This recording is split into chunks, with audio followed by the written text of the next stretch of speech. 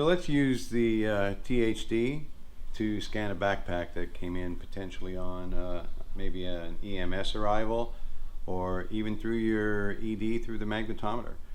So what I like to do as I'm doing the searches, I'll scan the back of the backpack. Now remember, keeping the THD an inch to 2 inches off the backpack will allow you to penetrate the backpack by 2 inches. So about to the zipper compartment. What this is telling me is that I have no concerns about metal being anywhere in this backpack from the zipper backwards. So now I can concentrate any search efforts that I have, any screening efforts, to the front of the backpack. I can do the same thing on the sides.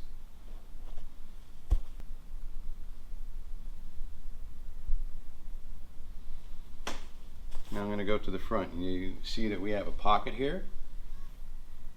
I immediately identify to this side of the pocket, and I have a long signature in the front of the pocket.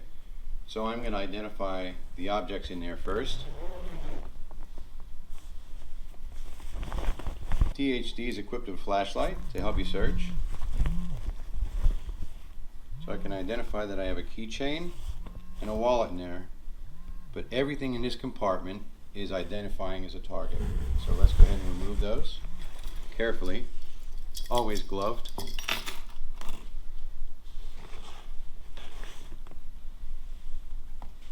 We're going to search that area again.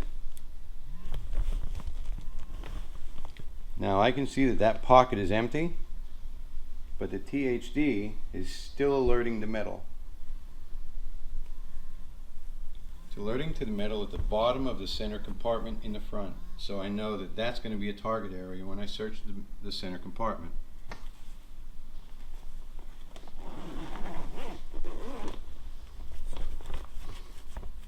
Looking at the center compartment, we have 2 separate bags inside. I asked the patient for permission to remove these so I can get to the items underneath. I take the bags out separately because they're self-contained, and I'll search them in a later time. I'm going to take the THD again, using the barrel of the THD in conjunction with the flashlight, and moving items around with the device. I have a hairbrush in here that's alerting for metal. I'm going to remove that hairbrush.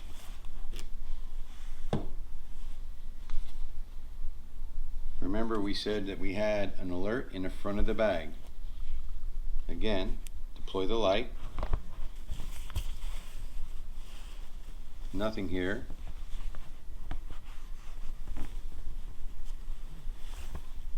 I'm alerting to metal on a rolled pair of socks. I'm going to remove that pair of socks from the bag. I'm going to move the THD again around through the bottom with the light deployed through all the rest of the clothes. You'll notice that the light goes off every once in a while because I'm coming close to the zipper here. But inside the bag, no detection whatsoever. So the clothes here are free of any objects that we would be concerned with.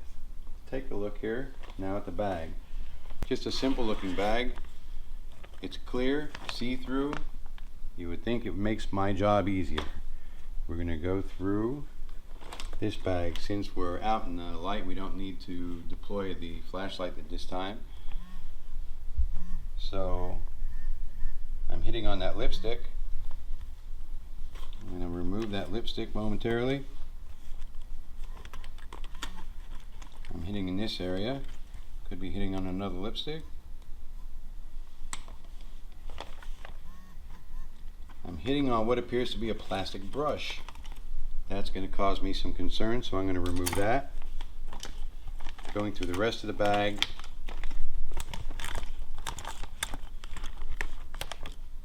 No more metal signatures discovered.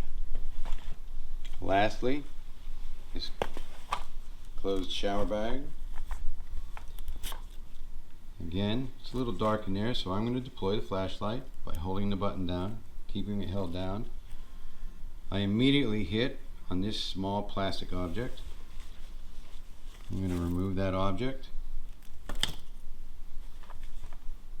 Going through the bag again, I'm hitting on another plastic container.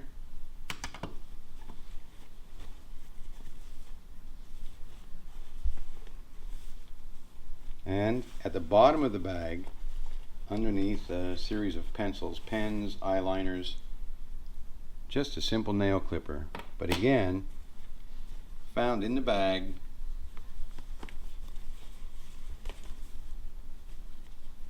no other items of concern. Let's take a look at some of the things we found during our search. Remember the comb, the plastic comb?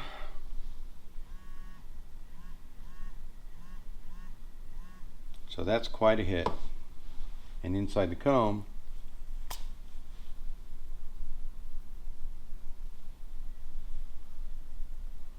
blade. Now the magnetometer assisted us in finding this, the handheld magnetometer, the THD. Also a visual inspection. If you look here, you can see the separation.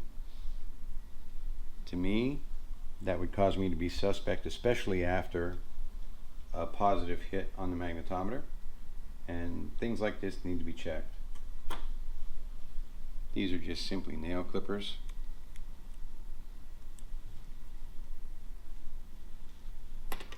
We're going to check the compact.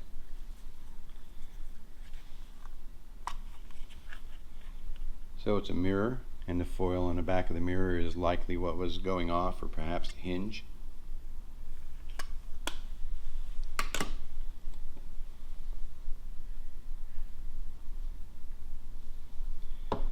The lipstick goes off, but as you can see, it's lipstick.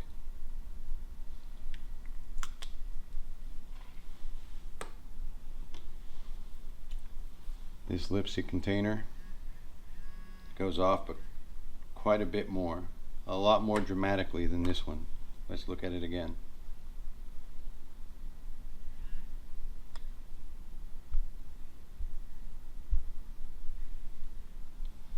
Now watch the difference. You can see the signature area. It's almost a near constant. So that causes me concern. So we're going to take a look and see why we should be concerned, and that's exactly why we should be concerned. The last thing that we retrieved from the clear makeup bag was some sort of plastic card. Let's take a look at that plastic card. Again, look at the signature. For training purposes, we're going to leave that in there, but I'm going to show you that plastic card in real time.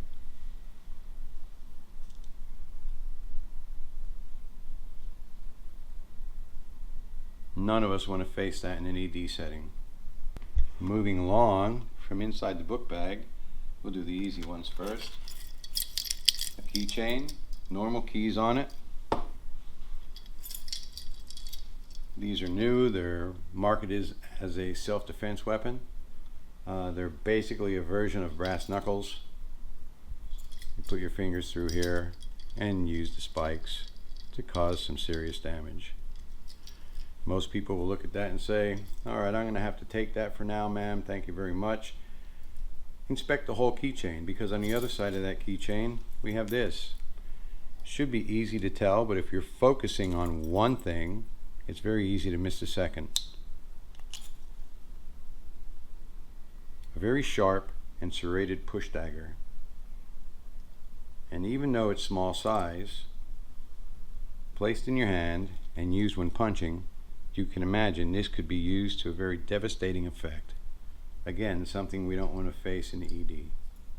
Next, we have, from that front pocket, the wallet. We'll go through the wallet. You're picking up a small signal at this point. We're picking up that signal because I'll give it away. We are close to the zone for the other side. As we get within the 1 to 2 inch range, watch the change.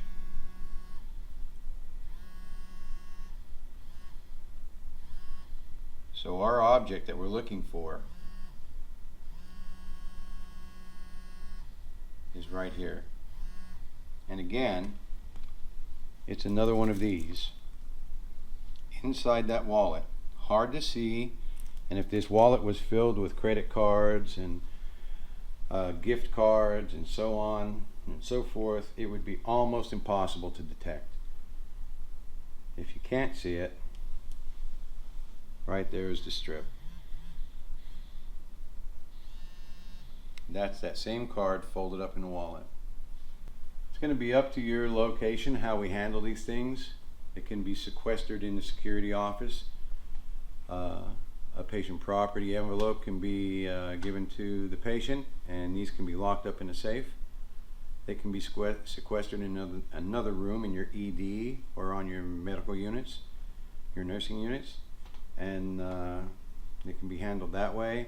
It's going to depend on your particular situation, but in my experience, it's better to just tell the patient we can't clear it, ask if we can sequester it, explain to them why, be polite, be patient, and let's take away any potential threats there are.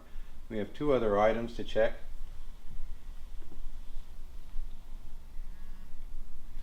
My first question is, why are these socks alerting to metal?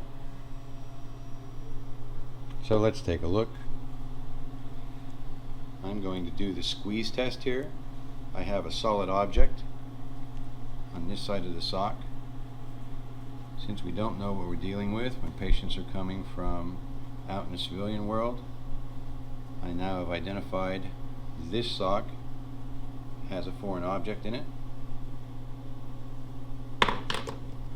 and that foreign object is a fairly nasty little folding knife. Which brings us to our last item.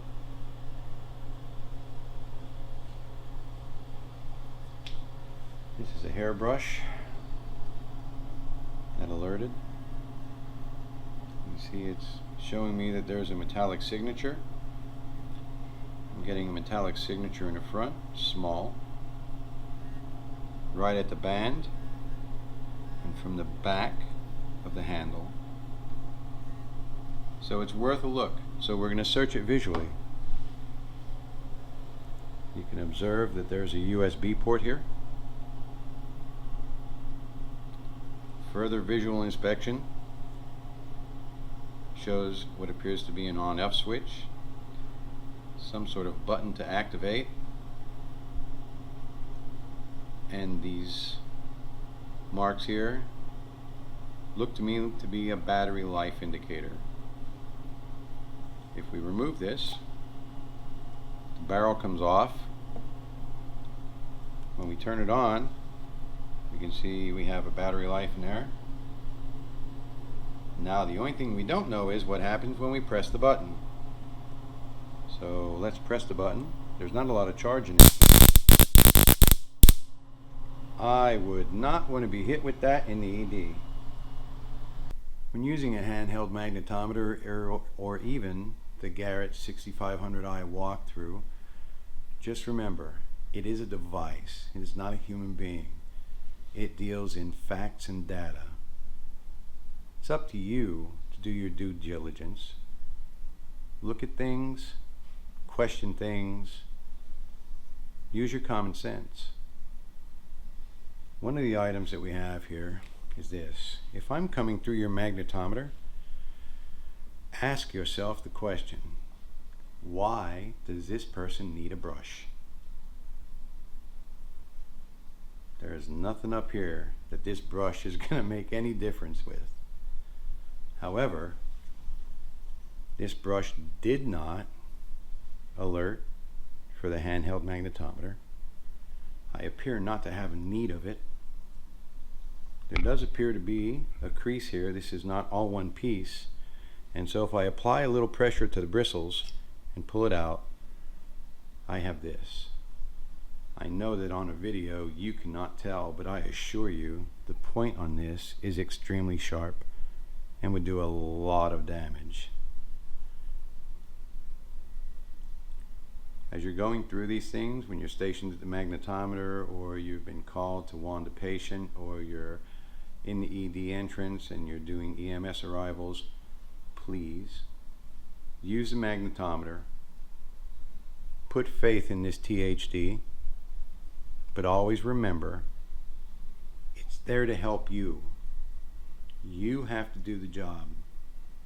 75% of this is you, 25% are the tools that we use. Have a safe day.